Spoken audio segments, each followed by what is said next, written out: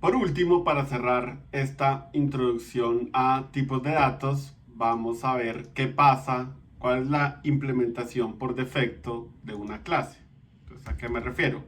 Si yo solo escribo public class foo, ¿eso qué me da? Entonces, pregunta, ¿será que puedo crear variables de esa clase? Y la pregunta es sí.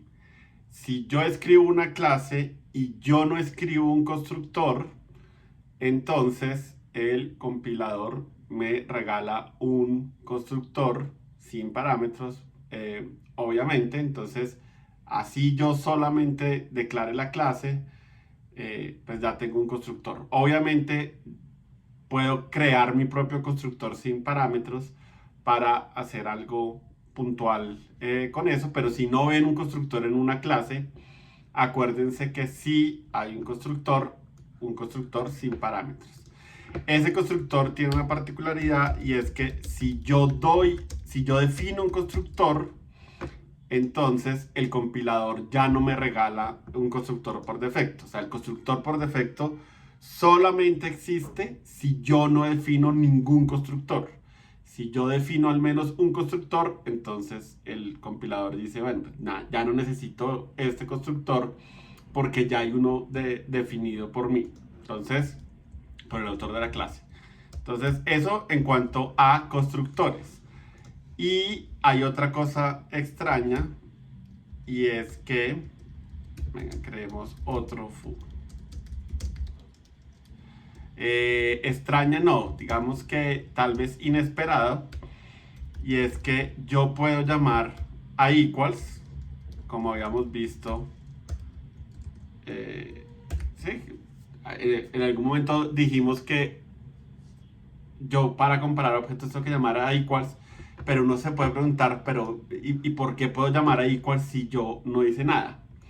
Entonces resulta que hay una característica de Java y es que Java tiene un concepto que se llama herencia, del cual hay mucho que hablar, pero este bootcamp, el alcance del bootcamp no es para hablar de herencia. Pero resulta que cuando yo creo una clase, yo heredo de una clase que se llama object. Y habíamos mencionado también que object es, eh, object es como la base de todas las clases en Java, para que yo pueda de alguna manera hablar generalmente de todas las clases hablando de object.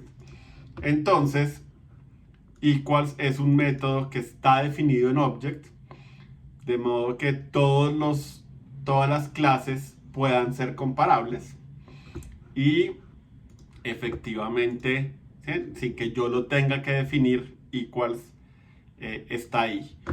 ¿Cómo o sea, pero hay que tener cuidado. Esta implementación de equals, pues tal vez no hace lo que queremos, ¿no? En este caso, eh, a, aún sabiendo que esto, entre comillas, son objetos iguales porque no tienen nada, este equals va a devolver falso porque la única manera en que yo pueda decirle que compare el estado de los objetos es sobreescribiéndolo. Entonces, sí, tengo equals para que los pueda comparar, pero pues para que sea significativo yo tengo que hacer algo. Y hay otra cosa curiosa y es que tienen un método que se llama toString. La idea de toString, como su nombre lo indica en inglés, es poder generar una representación de la clase como si fuera un string, y inicialmente pues hace algo bastante raro, digamos, no muy útil, pero de nuevo esto es algo que yo puedo sobreescribir. Entonces, para hablar un poco de esa sobreescritura, vamos a devolvernos a punto. Entonces hagamos un punto que sea este. Importemos la clase punto. Listo. Entonces de nuevo vamos a ver lo que regresa ese método. No no es muy útil. ¿Sí? Y de nuevo, ¿no? Esos métodos, así yo no los escriba, la implementación de Java me lo regala. Y si yo quiero que hagan algo más bonito, pues yo los puedo escribir para que hagan lo que yo quiero que hagan.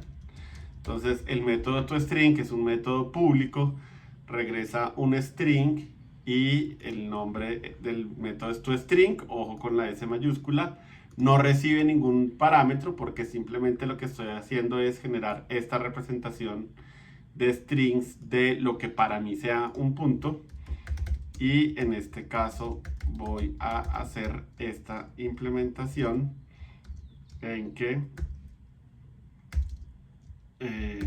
el punto de alguna manera se vea como los puntos cuando uno estaba en el colegio. Listo, entonces una vez que yo defino mi propio toString, de nuevo tiene que ser público, regresar a string, llamarse exactamente toString así como está y no tener parámetros. Entonces si cumplo eso y efectivamente yo lo llamo, eso llama esa representación y ya se ve más bonito, ¿sí? En general, mi recomendación, cuando ustedes creen tipos de datos que modelen partes de el dominio de lo que están representando sus programas, yo les recomiendo que siempre sobrescriban equals y sobrescriban toString, ¿sí? Entonces, eso les genera como una representación bonita que se puede usar en algunas herramientas como el debugger. Y el equals, pues porque es muy probable que ustedes en algún momento tengan que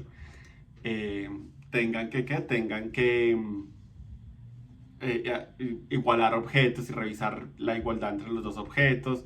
Es muy probable que si son objetos del dominio que ustedes están representando, en alguna parte pues tengan que hacer comparaciones, entonces está bien hacerlas de una vez. Y con toString pasa una cosa aún más importante, y es que en Java, siempre que yo utilizo un objeto en un lugar en el que él esperaría un string, entonces él se encarga de llamar automáticamente a toString por mí. Entonces, aun si yo quito el toString, él llama a toString porque para println él de alguna manera espera un string. Entonces, como le pasa un objeto, él llama a toString para conseguir un objeto, ¿no? Y por ejemplo pasa con string.format. Si yo hiciera aquí algo de este estilo y le digo mi punto es, y aquí pongo porcentaje s, acuérdense que porcentaje s es para cualquier objeto, ¿sí? Entonces, de nuevo, format esperaría que esto se vuelva un objeto y un string, digo, y efectivamente él llama al toString de P1 sin que yo lo tenga que llamar. Entonces, sí, es recomendable que usen este toString y aprovechenlo pues para hacer algo. Si no se les ocurre una buena implementación, entonces les voy a mostrar ahorita un truco. Pero quiero terminar con una última cosa, ¿no? Entonces, el tercer método que tal vez es muy usado cuando usamos objetos y que también me lo regala Java es una cosa que se llama hashcode. Hashcode es un método que es muy utilizado en un tema que se llama colecciones. Colecciones es algo que se sale del alcance de este bootcamp, pero quiero que sepan que hashcode es otro de los métodos que la clase les implementa por ustedes. Y pues sí, ahorita tal vez no tiene sentido hablar mucho de qué hace hashcode, pero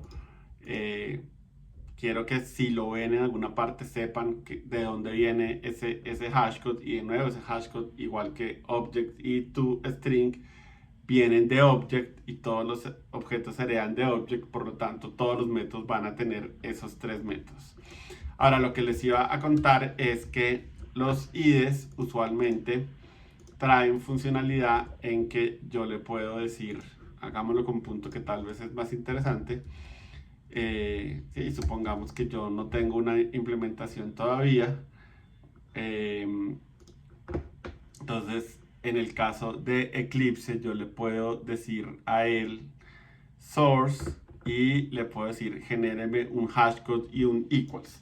Por la naturaleza de hashcode y de equals, los dos tienen que ir como de la mano. Si yo implemento uno, debería implementar el otro. Acá me pregunta qué partes del atributo quiero meter en ambos métodos y me pregunta unas cosas que yo ya había modificado, pero creo que esto por defecto puede ser que venga así por defecto. No es tan importante que escojan uno al principio. Tal vez cuando entiendan un poco más del modelo, o sea, cuando tienen un software real y entiendan un poco como las implicaciones, pueden ponerse a cambiar algunas de esas cosas, pero en general el por defecto viene bien. Yo creo que tal vez este es el único que viene por defecto, pero bueno, lo importante es ellos lo generan por ustedes y es un poco más engorroso del que yo les mostré, pero si se aburren de escribirlo ustedes mismos, pues le pueden pedir a el IDE que se lo regale. Y también tenemos un toString, ¿no? Y el string también un poco como que me pregunta que qué quiero incluir. Y miren que me genera un string que tiene pues la información más relevante. Me está diciendo esto es un punto que, como les digo, a veces uno recibe un objeto y uno no sabe exactamente qué es. Entonces está bien poner el nombre de la clase primero y después entre llaves cuadradas me pone el nombre de cada uno de los atributos y el valor de cada uno de los atributos. Y de nuevo, si no se les ocurre una mejor implementación, está bien que por lo menos hagan algo de este estilo. Y como les conté, pues los IDEs les ayudan a ustedes a escribirlos. Entonces, bueno, esa es un poco como la historia de qué pasa cuando yo escribo una clase sin nada. Ya sabemos que no es que no tenga nada, tiene algo. Tiene un constructor por defecto, a menos que yo escriba un constructor. Y al menos tiene tres métodos. Hay otros métodos, pero de nuevo, los más usados son equals, hashcode y toString. Y es muy importante que sepan que existen esos métodos y es muy importante que sepan para qué se utilizan, ¿no? Entonces, equals se utiliza para comparar correctamente objetos. No es mágico, yo tengo que implementar qué significa la igualdad en el caso de mis objetos. toString es la manera en que yo le digo a el ambiente de ejecución que cuando necesite un string y yo le dé un objeto de mi clase, ese es la representación que yo quiero que me dé. Eso es lo que yo quiero que utilice como string, lo que devuelva el método toString. Y hashcode se utiliza en colecciones, específicamente en colecciones que utilizan un hash table. Como les conté, eso está por fuera del alcance, pero sí es importante que sepan que usualmente cuando uno escribe hashcode debería escribir equals, cuando uno escribe equals debería escribir hashcode. Hay como un contrato que existe en Java para que ambos existan y estén armonizados de alguna manera. Entonces, si uno se escribe, el otro también tiene que escribirse para mantener ese contrato, que si yo no utilizo ninguna colección, seguramente no sirve, no es especialmente útil, pero de nuevo está bien saber que existe un contrato y pues que deberíamos tratar de respetarlo. Y eso es todo lo que tengo que contarles sobre objetos inicialmente. Esto es la idea fundamental que dio origen a lo que se llama la programación orientada por objetos, y hay un montón de cosas que se desprenden de este concepto de clases. Algunas de esas las vamos a alcanzar a hablar en este bootcamp, algunas de esas son más avanzadas, pero por lo menos la idea de poder agrupar información y tratarla como un solo ente, pues es algo demasiado poderoso y definitivamente hace los programas más sencillos. Entonces es muy importante que nos sintamos cómodos con el concepto de qué es un objeto, cómo crearlos y cómo crear nuestros propios tipos de datos.